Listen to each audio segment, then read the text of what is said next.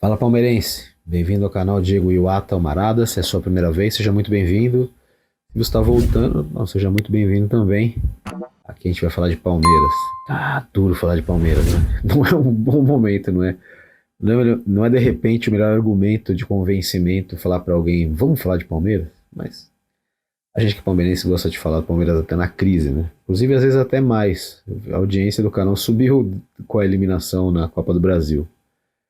E, cara, não tem como falar outro assunto, né? O day after, né?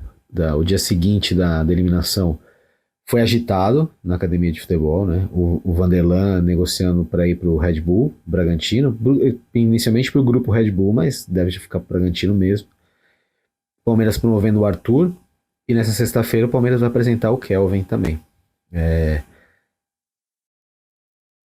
É um momento, assim, uma coincidência interessante para a imprensa estar dentro do centro de treinamento, bem nesse momento, né, de meio de crise. Não que vá ter muito contato, porque não tem muito contato com diretoria. A Leila chega, provavelmente ela vai querer falar, suponho que ela vai querer falar, porque senão não estaria acontecendo, né? Esse. É um palpite meu. Eu acho que ela vai falar, ela não vai ter como não falar do time. Nas últimas apresentações ela estava simplesmente entrando e saindo.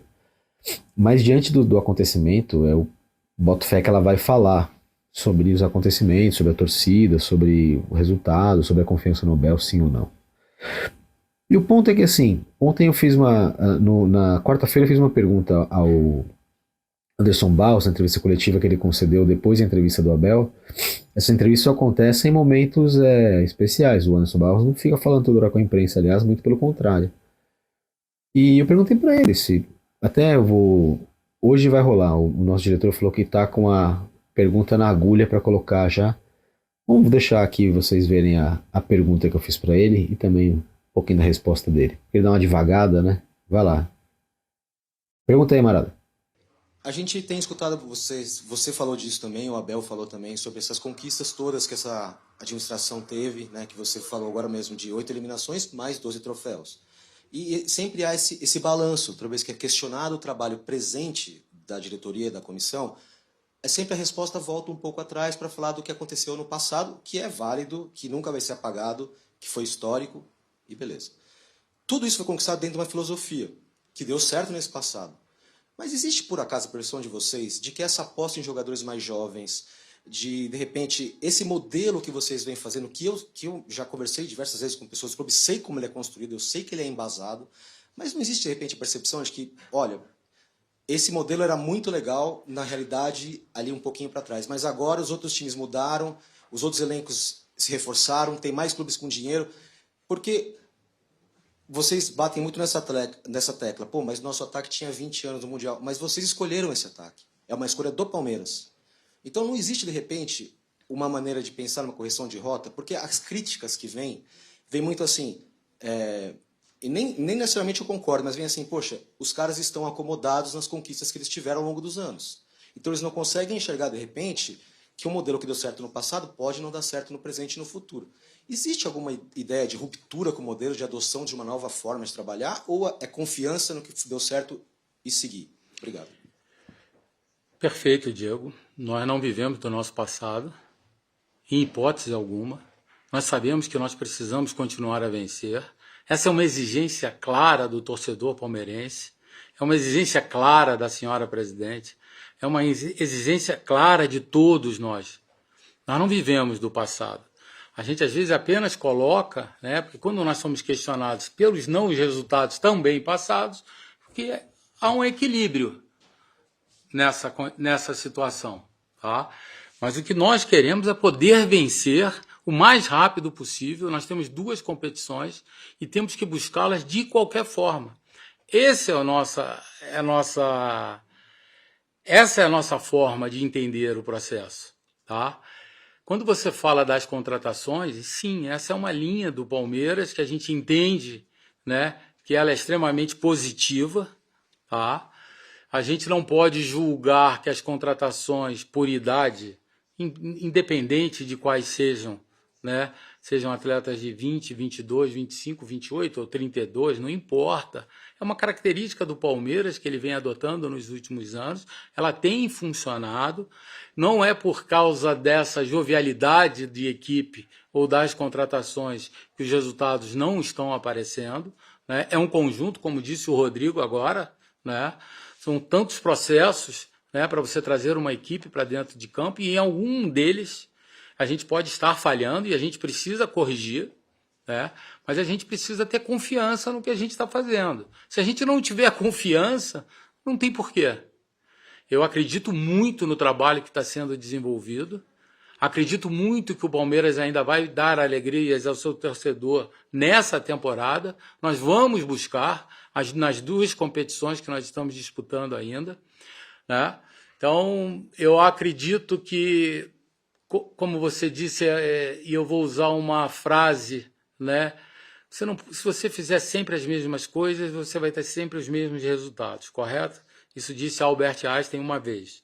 Então, a gente precisa entender, né, nesse momento, o que a gente precisa apenas corrigir dentro dessa rota. Mas nós temos que ter consciência, Fernão me perdoe por estar falando essa palavra, né, mas precisamos ter clareza, né, de tudo aquilo que a gente está fazendo, reconhecer que nós, de alguma forma, né, nós estamos cometendo erros, né, corrigi-los, né, e eu acho que a gente tem capacidade suficiente para entendê-los e voltar a fazer o Palmeiras vencedor.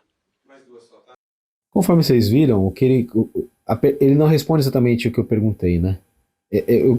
Para mim parece claro que existe uma reavaliação a ser feita nesse modelo, né?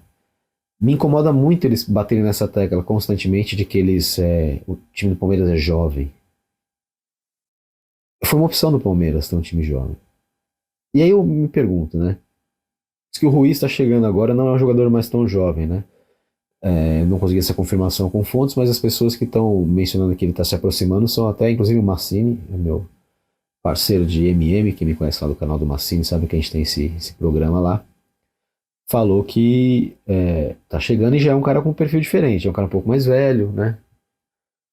O Paulinho também já é um cara um pouco mais velho também que chegou. Estão vindo jogadores um pouquinho mais velhos, né? Não tá vindo molecado. Mas o que às vezes eu me pergunto é, o Barros fala, pô, a gente sabe que tem erros, mas a gente não sabe exatamente quais, né? Tipo, eu penso em alguns erros. Ó, o primeiro erro que eu vou falar. Demorou pra chegar gente. Demorou pra montar esse time. Já sabia desde a temporada de 2023 que o Palmeiras precisaria passar por uma renovação. Já sabia que o Estevão estava vendido há mais de ano. Aí das duas uma. Ou errou-se a mão ao se trazer o Facundo, porque não dá, é outro tipo de jogador em relação ao Estevão. Achar que ele poderia substituir o Estevão é falha no planejamento. Ou esse cara ainda vai chegar e também é falha no planejamento, porque já devia estar jogando, né? Tem gente chegando no Palmeiras agora ainda. O Kelvin vai ser apresentado, vai chegar um lateral esquerdo, subiu o Arthur da base agora, né? E vai chegar um 8. Isso até dia 2 de setembro, que é quando fecha a janela. Sabe? Era pra estar chegando jogador até agora. Não era pra esses caras terem chegado antes da Copa do Mundo, chegado em janeiro pra eles poderem ter jogado a Copa do Mundo. Tá chegando um reforço importante agora. O Sousa teria sido muito útil na Copa do Mundo, por exemplo.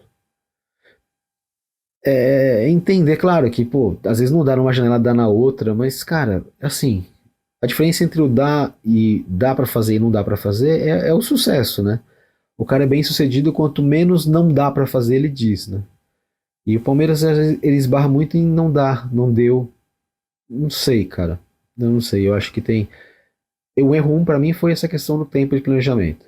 Entendo que errou-se o time, já era pro time estar montado. Ponto. Outra coisa pra mim, a meu ver, também é erro. Chegam jogadores muito jovens, que não conhecem o Palmeiras. E saem jogadores do Palmeiras muito jovens, da base, que conhecem muito bem o Palmeiras.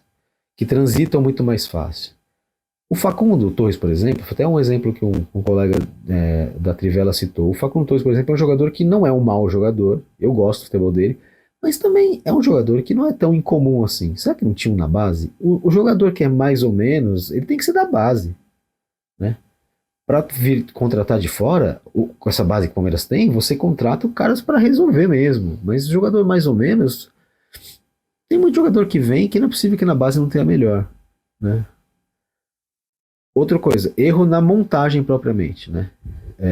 A defesa tá faltando jogador. Apostou-se no Benedetti, que é jovem também. Pô, legal integrar o Benedetti, mas, né? Faltou jogador. Faltou lateral esquerdo. Já sabia que o Vanderlan não poderia ser o substituto do Piquerez há bastante tempo. Mas até houve uma possibilidade de venda no passado para o Benfica, de negociação, e não seguraram o cara e agora fizeram essa venda para o Red Bull Bragantino, assim, tipo. Pô, perceberam agora que ele tem que sair? Qual que foi, sabe assim? O que está acontecendo? Essa mudança de curso, o que é isso? É correção de erro, é correção de rota, né? Então tá aí, já acho que encontramos mais um erro. Outra coisa que eu coloco também eu não concordo com essa ideia de o Abel vai renovar até 2027, aconteça o que acontecer. Peraí. Ele tem um contrato em andamento, sabe? Mas há de existir algum tipo de pressão no sentido de fazer com que o cara busque mais e nunca se acomode. Eu não acho que o Abel é um acomodado, pelo contrário, mas eu acho que ele deveria se sentir mais pressionado. Porque hoje o Palmeiras paga ele, aliás, desde que ele chegou, paga ele um salário que ele talvez não consiga na Europa. E ele vive com esse salário aqui no Brasil muito bem, com muita mordomia, e não cabe a mim dizer se ele merece ou não merece, né? O salário é dele, ele obteve o direito de conseguir isso, ótimo para ele. Mas o meu ponto é que eu entendo que o cara tem que sentir um pouco mais obrigado a entregar mais e mais e mais sempre. Sabe, que o cara se sentir sob avaliação. Eu vou dar um exemplo besta, tá? Na Trivela a gente por um tempo não teve muito uma métrica de comparação individual de como cada clube performava na audiência. Quando passou a ter essa métrica, para todos nós tornou-se um objetivo estar bem, subir nessa meta, apresentar resultados melhores que os repórteres de outras coberturas, não só dos clubes, mas de internacional, enfim, de futebol internacional, de outras coisas, sabe? Então, seleções, que seja.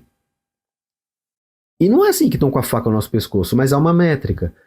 Eu não sei se às vezes dizer que há uma avaliação constante do Abel, mas automaticamente oferecer a ele o lugar até 2027, aconteça o que acontecer nesse ano, me parece que não é a estratégia mais adequada, né? E aí, onde que eu quero chegar? O Palmeiras, ele é... Se você tem contato com as pessoas que trabalham no Palmeiras, você tem essas pessoas nas suas redes sociais, se você conversa com essas pessoas, você percebe que eles são uma família lá dentro mesmo, as pessoas que trabalham juntas no Palmeiras. Eles são bem próximos, eles são uma família. O clima parece ser excelente lá, parece que eles têm um clima muito bom de convívio. E às vezes eu acho que há um esquecimento de que é o futebol, sabe? Eu acho que há muitas coisas justificadas no departamento de futebol por conta de como funciona, como os processos são muito bons internamente. Acredite-se muito na parte empresa do Palmeiras. E aí vamos ver se o campo entrega. Eu acho que a avaliação tem que partir do contrário. O campo tem que entregar primeiro e o campo vai ditar como a gente vai fazer o interno. É óbvio que isso é da boca para fora, é óbvio que eu não conheço os meandros do Palmeiras exatamente, mas essa é a sensação que a gente tem. Que há uma crença muito grande em processos e em pessoas que cumprem esses processos. Chega-se à conclusão que o processo é esse, mesmo que isso por um tempo brigue com o fato, com o acontecimento, né? Então, eu acho que às vezes tem que dar um pouco mais de importância para o que acontece no campo, independentemente se tudo que nós fizemos, entre aspas, né, abre aspas para o Palmeiras, mas a gente fez tudo certo para chegar até aqui e aí deu errado. Ok. A partir do momento que dá errado, uma, duas, três, vamos continuar repetindo a fórmula? E eu também me assustei um pouco com isso também, na quarta-feira. Nós vamos manter a maneira como está. Eu acho que isso é mais uma maneira de dar respaldo, mas eu acho que haverá mudanças. Haverá mudanças internas, né? Mas assim, o Anderson Barros falou que não viu problema, eu falei aqui 4 para ele, cara. 4 problemas que tem. É claro que não vai ser um problema só que vai resolver o Palmeiras. Agora, eu tenho 2 afirmações para fazer. melhor manter o Abel como tá agora, porque ele precisa fazer esse time jogar, fazer esse time evoluir até o final do ano. É melhor mantê-lo e é melhor dar trégua. Se o Allianz Parque virar um inferno todo jogo, esse time não tem estrutura para isso, esse técnico não tem estrutura para isso. Ah, mas ele ganha 3 milhões. Não interessa. A gente pode lidar com o que deveria ser ou com o que é.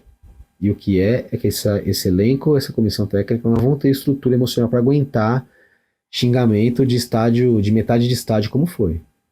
É melhor manter o Abel. 26 a gente conversa, final do ano a gente conversa. É o que eu faria. Obrigado por você estar até aqui. Vídeo novo todo dia no canal. Até dia 21, 10 mil seguidores. Se inscreva, deixe seu like, compartilhe, ative o sininho. Tudo aquilo. E vejo você no próximo vídeo. Um abraço.